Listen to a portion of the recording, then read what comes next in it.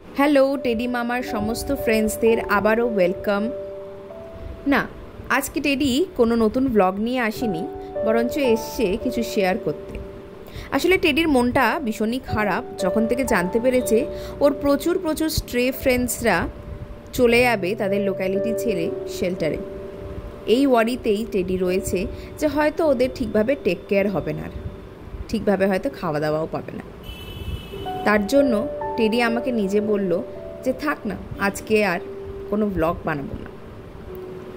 তাহলে দেখা হচ্ছে টেডির সাথে তোমাদের নেক্সট উইকে, নেক্সট ফ্রাইডে। ততদিন সঙ্গে থেকো, অবশ্যই সবার গুড হেলথের জন্য প্রে করো।